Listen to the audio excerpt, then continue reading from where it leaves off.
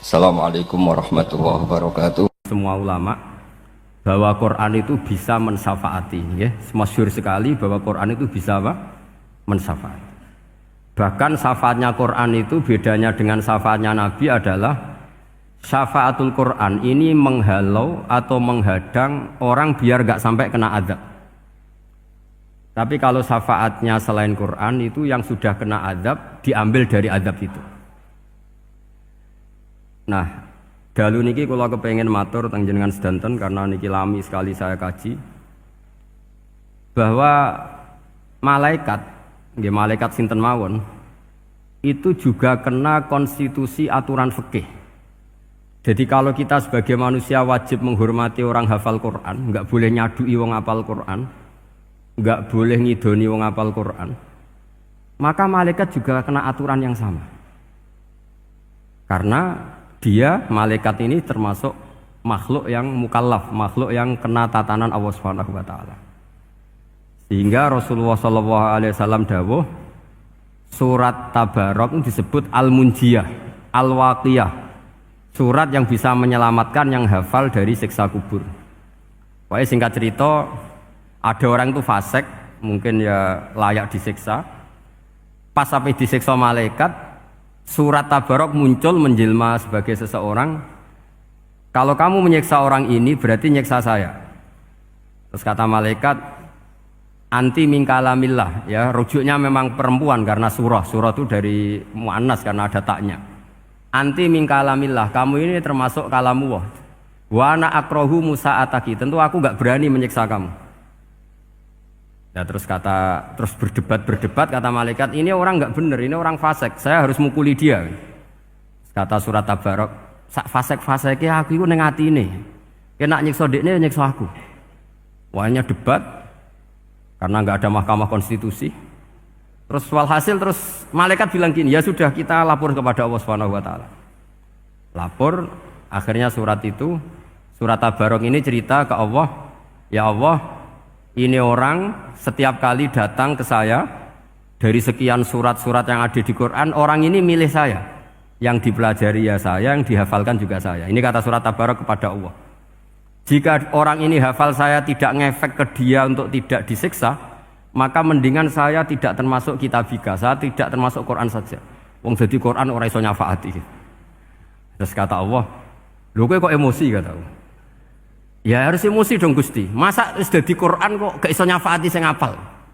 Terus kata Allah, wis pek aman. Makanya terus banyak orang ngapalkan surat Tabarok. Ya ini sekaligus ijazah nih. Untuk meradam kemarahan malaikat niku apal surat Tabarok. Syukur-syukur apal 114 surat.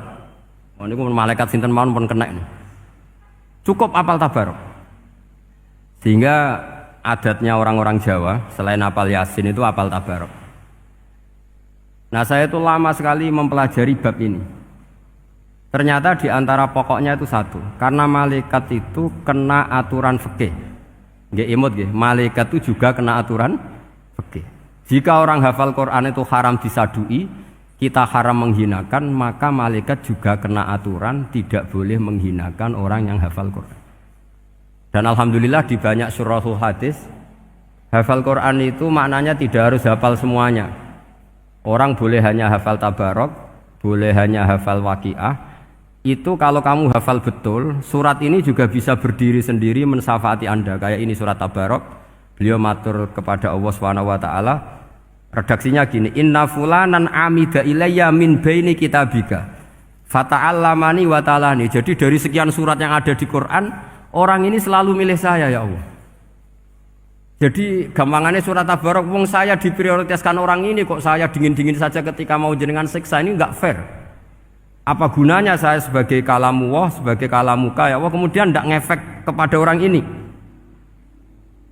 Akhirnya walhasil sama Allah surat Tabarok diberi hak syafaat. Makanya akhirnya semua ulama ijma yang bisa mensyafaati itu adalah satu Quran, dua Rasulullah Shallallahu Alaihi Wasallam, ketiga orang-orang soleh dan seterusnya. Tapi yang penting dari ngaji ini adalah bahwa malaikat itu kena konstitusi. Makanya saya punya ijazah untuk jenengan. Malaikat itu bisa diteror, sampean tenang saja. Malaikat itu bisa diteror, bisa dibully. Masyhur itu di cerita Nurul Dzolam, karangannya Syekh Nawawi. Sayyidina Ali yang mbahnya Habib Ali ini, Sayyidina Ali bin Abi Thalib. Ya jadi Rasulullah kita tahu punya menantu yang top alim alamah namanya Sayyidina Ali. Sayyidina Ali ku yang menuso. Jadi dekne ku iseng kepengin roh Umar ku wedi. Mergo mangkel. Wong kok ning donya anggere wong tau disentak iku kepengin roh Umar disentak. Wong sak urip-uripe nyentak. Wong. Walhasil Sayyidina Ali ketika Umar wafat, beliau berdoa, ya Allah saya beri kasef supaya ngerti Umar sing mletene ngono anggere wong disentaki wani gak nyentak mungkar nakir. Mau itu tok tujuannya. Nah, karena Sayyidina Ali itu orang yang luar biasa, walhasil dituruti mbek pangeran kasef. Wasef melihat mungkar nakir datang itu matanya kalkidril ghali kayak apa panci yang menganga. Oh seru. Umar baru bangun dari kubur. Sayyidina Ali sebenarnya ingin melihat kalahnya Umar sebetulnya. Niatnya itu ingin melihat kalahnya Umar. Ternyata Umar tersinggung, langsung berdiri. Hei malaikat, kamu itu harus punya akhlak. Kamu tahu saya siapa? Saya ini temannya kekasihnya Allah. Yang diandalkan temannya bukan dia. Jadi boleh lah neror malaikat itu boleh. Kamu tahu saya ini siapa? Saya ini temannya kekasihnya Tuhan, kekasihnya Allah. Ya ke sapa? Kancane Nabi Muhammad. Itu panik mungkar nakir. Panik terus matur Allah, ya Allah ini ada orang yang saya teror malah saya diteror. Siapa dia? Umar, temannya kekasihmu. Kata Allah, yo kowe iku yo sing di akhlak sithik, mosok ambek kancane Nabi gitu. Semenjak itu terus sopan, ya Pak mungkar nakir. Tapi Sayyidina Ali gagal ngelihat Umar kalah. Padahal cita-citanya kepengin Umar terus kali-kali kalah. Jadi ada sekian cara untuk apa ya, kalau dibahasakan untuk meredam malaikat. Masyhur ada ulama alim alamah pekerjaannya mengajar tauhid. Ngajar tauhid lah, mungkin tauhid primbon sampai tauhid apa. Ketika meninggal sama malaikat masih ditanya marbuka, manabuka dan seterusnya. Imam Malik datang, "Hei malaikat, ini guru tauhid, saurip-uripe mulang tauhid. Kowe ora tau mulang kok takok sing tukang mulang. Sing sopan." Ya sudah enggak usah tanya. Jadi cerita seperti ini mungkin orang lain boleh nggak percaya, tapi itu mudawwan, dibukukan di beberapa kitab, dan saya percaya itu karena secara umum kaidahnya adalah ala inna auliya Allahi la khaufun alaihim wa lahum yahzan. Tetap lahumul busyra fil hayatid dunya fil akhirah. Artinya kalau wali itu ngalami ketakutan ketemu mungkar nakir, berarti dia tidak punya busyra fil akhirah. Padahal para wali ini dijamin punya busyra, mendapatkan gembira di dunia, juga mendapatkan gembira di akhirat. Artinya kalau para wali ngalami ditanya mungkar nakir terus takut, apa mana mbok bayangno kepuyah-puyah, wah itu lahumul busra. Jadi makanya zaman nanti kalau ditanya mungkar nakir, marbuka, saya guru tauhid. Ngajar di Qudsiyah kelas 6. Wah, harus jelas. Saya kalau ditanya juga gitu, saya guru Minhajul Abidin, ngajar di Habib Ali gitu. Minhajul Thalibin, harus jelas. Kalau Pak Najib lebih gampang, ketua menoro. Lebih gampang lagi. Enggak apa-apa. Kalau karena malaikat itu ternyata mukallaf. Mukallaf itu kena aturan hukum. Enggak boleh dia selonang-selonong. Kena aturan hukum. Makanya fa inna Allah ta'ala la yu'adzibu qalban wa al-Qur'an. Allah tidak akan menyiksa hati yang ada di Quran. Kalau orang hafal Quran sampai mati, artinya dia membawa Quran. Dan artinya apa? Malaikat kena aturan tidak boleh melecehkan orang yang membawa Al-Quran. Jika surat Tabarak gak terima, ini orang ini hafal saya. Kalau kamu mukulin dia kena saya. Tapi ini orang fasik. Tapi saya di situ. Kalau mukulin dia kena saya. Akhirnya kompromi terus konsultasi bi Allah. Akhirnya dibenarkan surat Tabarak. Ya, terus ini sudah clear ya, lolos ya, mungkar nakir lolos. Baru kayak surat apa? Tabarak. Mungkin-mungkin buatan dites malih, nak dites malih ndredeg keliru ribet. Tapi saya percaya itu ya. Saya tidak bisa membayangkan ya. Ketika Quran disifati Rasulullah SAW bahwa Quran itu syafa', memberi syafaat, kemudian itu tidak ngefek. Saya itu keberatan sekali. Begitu juga apalagi ya, misalnya Rasulullah disifati akrobin nas, ahabbin nas ilallah, kemudian tidak ngefek bisa memberi syafaat. Itu tidak fair. Pasti orang-orang dekatnya Allah ini bisa memberi apa? Syafaat. Karena status kedekatannya Rasulullah SAW diantaranya adalah hak memberi apa? Syafaat. Karena malaikat yang semuanya itu kena konstitusi. Saya punya kitab sarahnya Bukhari banyak saya punya. Itu diantaranya riwayat dari Ahlul Bait dari Sayyid Ali Zainal Abidin Anil Husain an abihi an Rasulillah sallallahu alaihi wasallam. Itu riwayatnya adalah ketika nanti di mahsyar itu ya tidak usah kamu bayangkan ya karena ini bila kaifin walan hisorin. Itu Nabi diantara Jibril dan Allah. Kemudian tentu yang akan masuk surga itu orang-orang yang sudah jelas surganya kayak para nabi, para wali, para habaib, para orang-orang pilihan itu jelas surganya. Tapi apa yang terjadi? Allah itu ya tentu Allah zat yang maha tahu, sudah sangat tahu. Itu Nabi usulnya itu hanya satu. Ai Rabbi. Saya masih apal teksnya. Memang tak apalkan karena ini tak pakai senjata untuk ketemu para malaikat. Bukan ya Rabbi, kalimatnya ai Rabbi. Ai Rabbi ibaduka abaduka fi atrofil ardi. Lho Gusti yang nyembah jenengan bukan hanya orang kudus tok, bukan orang menoro tok, bukan madrasah-madrasah elit tok, bukan sekolah-sekolah anggulun tok.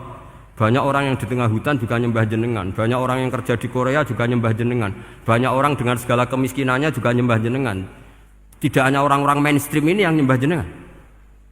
Akhirnya Allah ini terus nyari orang-orang yang gak jelas alamatnya, gak jelas statusnya. Tapi di hatinya hanya masih nyembah Allah Subhanahu wa ta'ala. Ini termasuk berkah dari rahmatnya Rasulullah sallallahu alaihi wasallam. Jadi nanti yang jelas ya tentu akan dapat surga karena posisinya jelas. Yang enggak jelas diusulkan sama Rasulullah, ai Rabbi ibaduka abaduka fi atrofil ardi.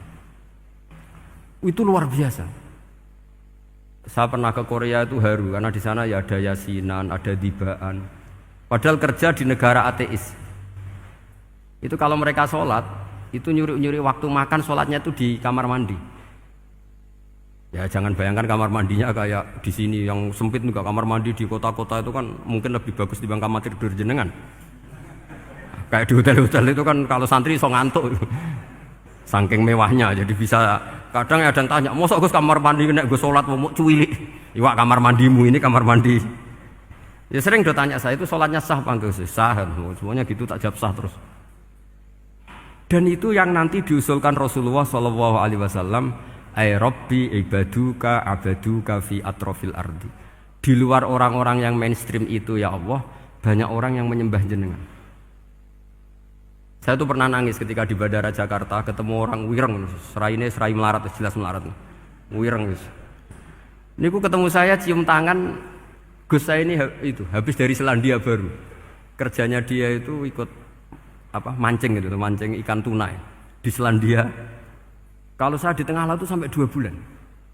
Hiburan saya itu hanya ngaji jenengan lewat YouTube. Coba orang di tengah laut ngaji. Wah, itu seneng pojok bumi.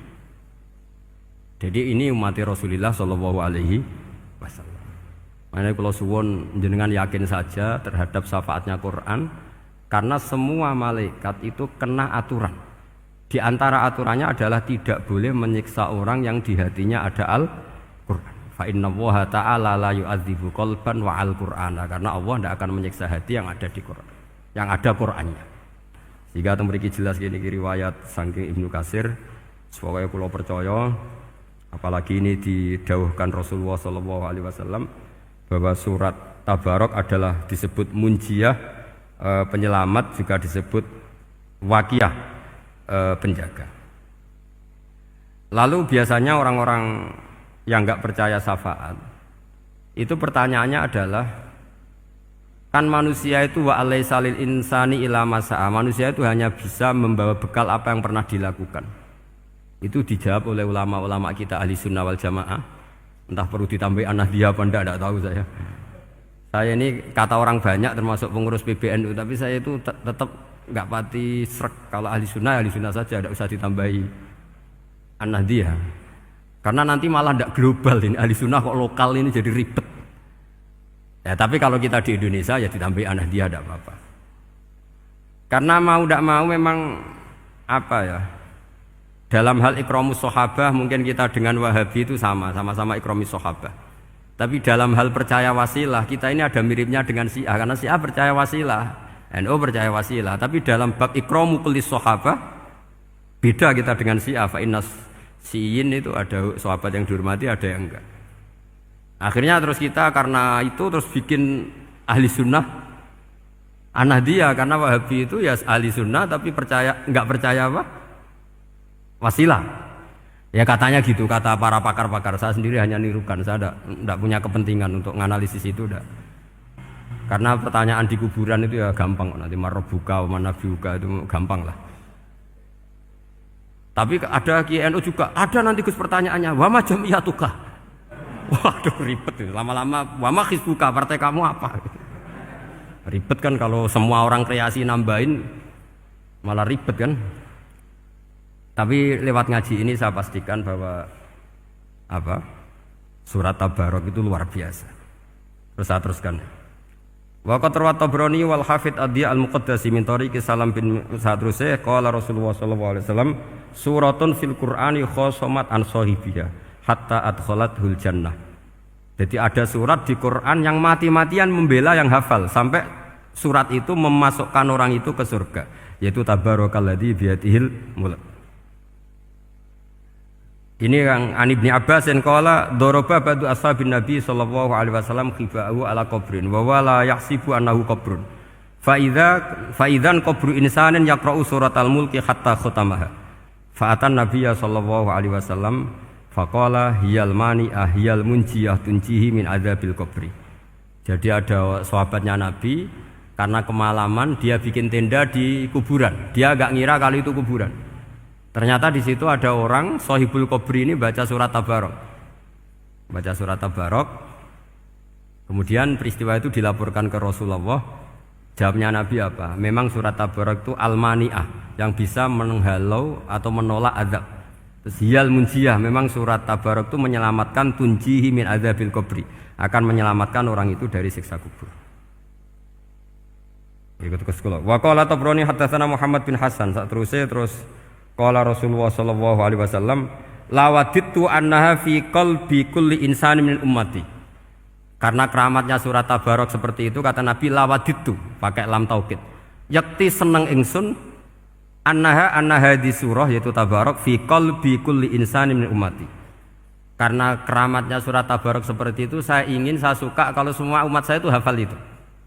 Nah, alhamdulillah barokahnya didikan para kiai, para guru, hampir semua kita ini hafal surat Tabarok. Daripada yang kampanye harus hafal Quran semua, ya sudahlah, ini al-maisur la yaskutubil maksur atau ma la yudraku kulluh la yudraku kulluh. Jadi saya itu punya santri orang Sulawesi. Itu dulu guru gitar. Santri di Jogja, dia dulu sekolah kesenian di Jogja terus jadi guru gitar. Saya ini kan kiai fikih. Saya mazhabnya sama dengan Pak Najib, termasuk ngaramkan gitar saya ini. Mau tak haramkan kok ora gelem ngaji malah ribet, tak halal ngomong gitar kok tak halal. Semeneng ae. Semeneng ae. Saya niru Mbah Mun, nek ono jawabane semeneng gak. Ya takok kadang, Gus, main gitar hukumnya piye? Kurang pegawean tak jawab. Halal tak haram, Gus? Kurang pegawean sejelas. Halal haram tak kok ribet. Tapi yang unik dari itu apa? Tiap tahun Beb itu datang ke saya setor surat Tabarok. Kadang ya setor 5 ayat, 20 ayat, sampai khatam. Naik pesawat dari Sulawesi. Gara-gara ngaji saya, sudahlah Gus, sementing aman. Jadi, aku ning donya wis main gitar, saenakku, nak gak apal Tabarok bahaya. Gitu. Dia ngapalkan, apal betul, sekarang kemarin setornya khatam. Ya hanya untuk ngelawan malaikat saja, itu untuk ngelawan malaikat itu. Saya kok tertarik itu. Lah yang repot saya, Beb, saya kiainya ngajarkan itu tapi lupa ngajarkan haramnya yang gitu-gitu. Wah ya ribet ya, sudah lah, nanti biar virusi Allah Subhanahu wa ta'ala. Sudah. Karena jadi kiai itu repot. Saya pernah, Beb, tanggal 1 Syawal itu punya teman zaman di Sarang. Wonge wis wireng kriting soe wireng kriting. Jarang ke saya tanggal 1 Syawal kecuali pas itu. Ternyata datang tuh karena teman saya, semakan senior saya, mau ngijazah saya. Gus, kowe nak dadi kiai sing hati-hati. Aja geman dalil sing kira iso nglakoni. Ono apa? Dia itu datang ke saya berarti tanggal 2 ya, tanggal 2 sore. Dia itu pas Idul Fitri itu pidato. Man shoma Ramadan wa atba'ahu sitan bin Syawal fa ka'annama shoma dahra kullah. Itu orang lugu-lugu poso. Bareng tanggal loro rono pas wandekne rokokan. Wong lugu-lugu, wah rugi mbah aku poso jebule jenengan ra kena dinut. Jadi semuanya yang poso 6 hari itu ngikuti kiai itu. Ternyata pas disowani pas rokokan. Rugi mbah aku anut jenengan. Tak nut-nut poso jebule jenengan gak poso. Aku yo muni ngene, lha opo kowe dalil ngono barang lho lha opo ora iso nglakoni. Makanya ini hati-hati para kiai, nek dalil sing ora iso nglakoni ora usah. Nak khotbah id ora usah cerita poso 6 hari, kok malah diciri orang. Ya cerita wae wong nak berposo dosane di sepuro insyaallah, pokoke yang gampang-gampang saja. Nak dolan ning gone wong awan-awan dosa ganggu. Nak ra dolan sombong gak gelem silaturahim. Pokoke ngomong yang umum-umum saja. Jangan dalil poso 6 apa? Hari itu sekali ada yang nganut ternyata kamu ndak bisa, wah itu repot.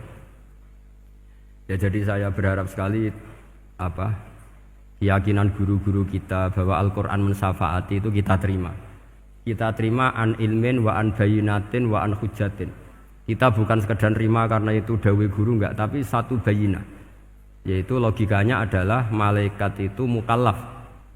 Mukallaf itu kena aturan hukum. Jika manusia kena aturan hukum harus menghormati orang hafal Quran, maka malaikat juga kena aturan yang sama. Yaitu harus menghormati yang hafal Quran. Jadi boleh kamu nanti ketemu malaikat mungkar nakir, sertifikat Iqra khatam, qiraati khatam. Syahadah saya hafid terbaik. Ya supaya dia enggak sembarangan nyiksa kita. Wah aku yakin mesti gak wani, yakin. Jajal sebenarnya. Tapi sampean matur, ojo tes tapi. Karena sekali dites bulet tuh. Ya jadi ini jelas ya dawuh Nabi ketika cerita keramatnya surat Tabarok, dawuh Nabi lawaditu annaha fi qalbi kulli insanin min ummati. Waqat rawa hadal hadis Abdu bin Humaid fi musnadihi bi absato min hada. Faqala ada yang cerita lebih detail di riwayat itu fa innaha al munjiyah wal mujadilah tujadilu auto khasimu yaumal qiyamah inda rabbiha liqairiha. Lah ini lebih gampang lagi. Surat Tabarok itu mati-matian bela yang baca. Semoga riwayat ini yang benar, bukan li hafidhiha tapi liqairiha. Sampeyan milih riwayat yang hafal apa yang baca? Baca apa hafal? Baca apa hafal? Korupsi kabeh. Jadi ada riwayat itu tujadilu autu khasimu yaumal qiyamah inda rabbiha liqari'iha. Bagi yang baca tidak harus hafal. Wa tatlubulahu ayun jiyahu min adzabin nar wa yunjiya biha utawayan sahibaha min adzabil qabri. Jadi surat ini akan mati-matian bela yang membaca. Tadi kan riwayatnya hafal, jadi saya terjemah hafal terus. Akhir-akhir kok ada diskon cukup baca ya ini tak ganti karena ini demi jenengan tak cari riwayat paling gampang. Sebetulnya ini enggak etis, kayak ilmu pesanan. Ya tapi ya sudah, memang ada riwayat apa?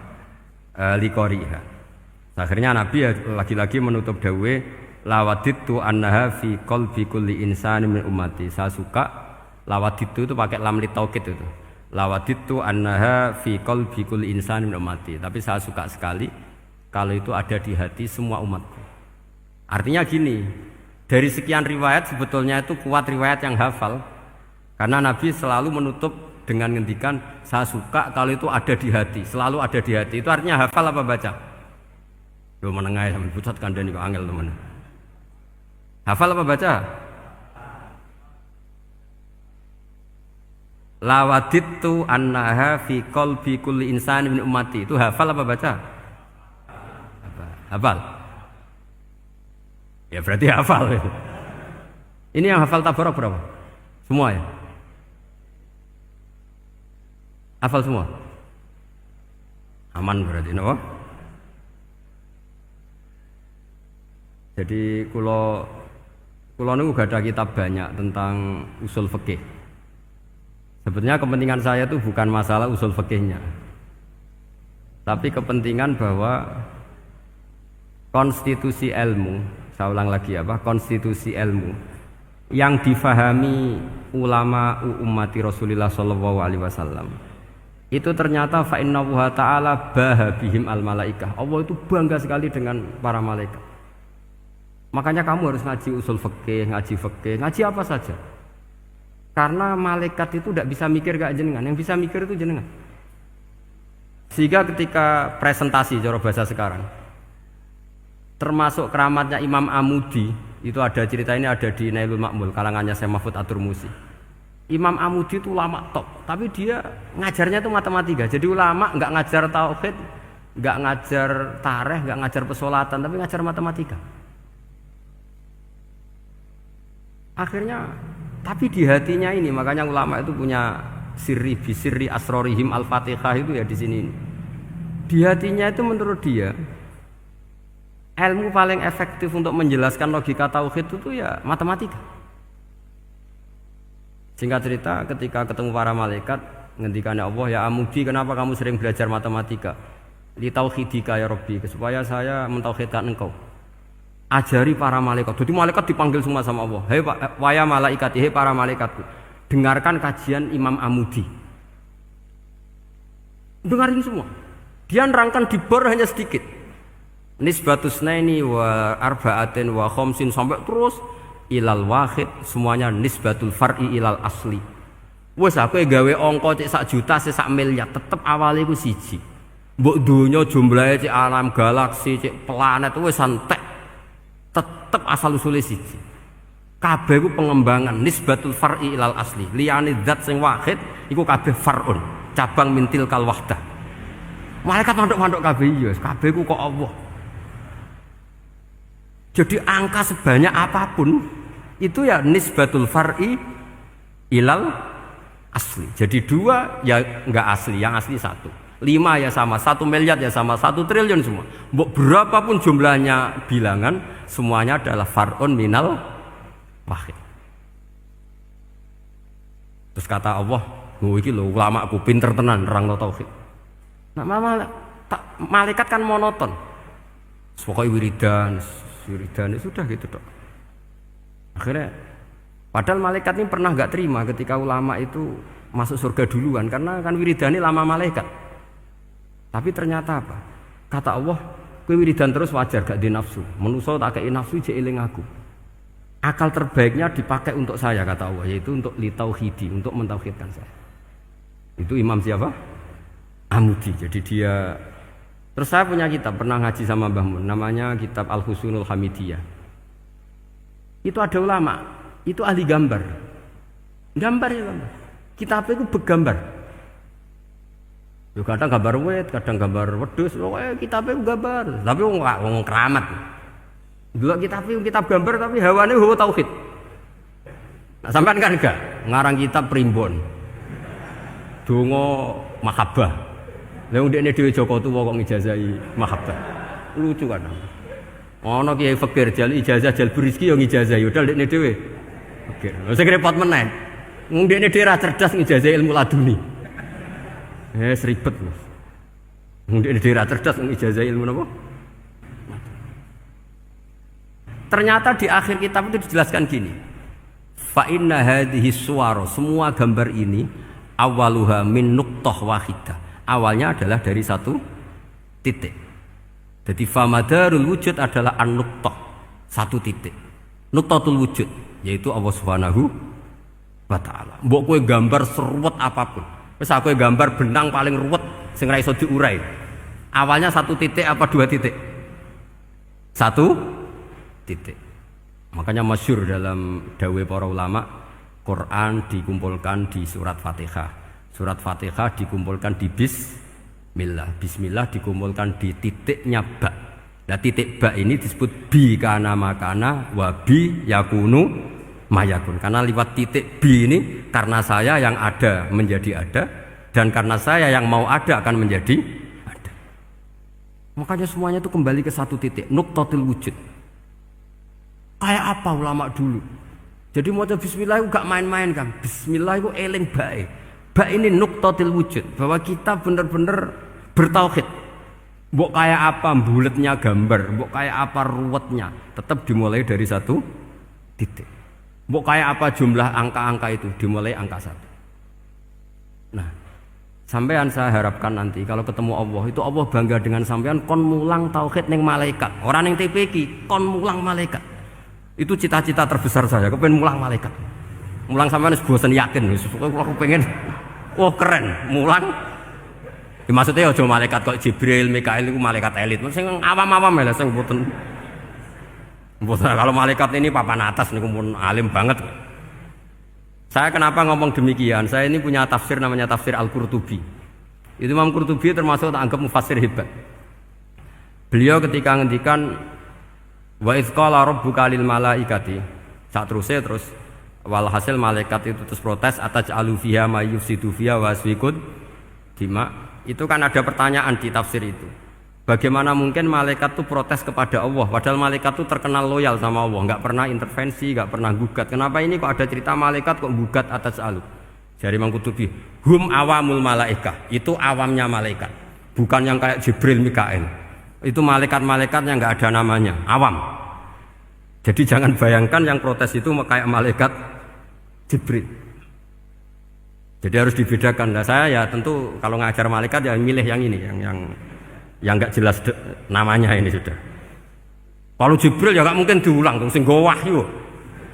Apa alam Quran itu sepiro? Aku sing nggawa Quran ribet kan malah. Lah nek Israil mbok ulang tersinggung dipletet lah tuntas malah ribet. Mikael mbok ulang tersinggung kira di donasi bagian duit dan bagian rezeki. Ribet. Wis mulang malaikat sing awam. Saya itu termasuk hilang iskal saya, janggal saya karena tafsir Qurtubi. Dulu saya itu iskal. Mau malaikat kok ngevaluasi kebijakan Allah itu artinya kan gini. Ya Allah, engkau mengangkat Adam sebagai khalifah. Padahal potensi Adam itu adalah ifsad. Ya, ataj'alu fiha may yufsidu fiha wa yasfikud dima. Kata malaikat, wa nahnu nusabbihu bihamdika nuqaddisu lak. Itu kan paradok, kalimat yang paradok. Paradoknya begini, ya Allah tolong evaluasi engkau ngangkat Adam sebagai khalifah. Potensi Adam adalah merusak bumi. Wa nahnu nusabbihu bihamdik, kita ini selalu mensucikan engkau. Loh, itu kan paradok. Kalau mereka mensucikan Allah, artinya mensucikan juga min ihtimalil khata'. Mensucikan bahwa Allah itu tidak mungkin salah. Lah ini bilang mensucikan kok. Saya mensucikan engkau Gusti, tapi kok dalam hal ini kok kayak jenengan itu salah gitu. Wong karwan Adam kok mbok angkat.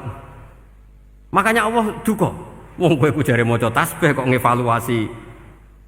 Ya kan maknanya mentasbihkan Allah apa? Mensucikan dari semua kesalahan, kekurangan. Nah, ini bilang baca tasbih kok nganggep Allah itu perlu dievaluasi kebijakannya. Tolong pikir ulang Gusti. Mungkin jenengan kurang detail kan kayak gitu. Akhirnya Allah tersinggung. Masyhur itu di tafsir-tafsir.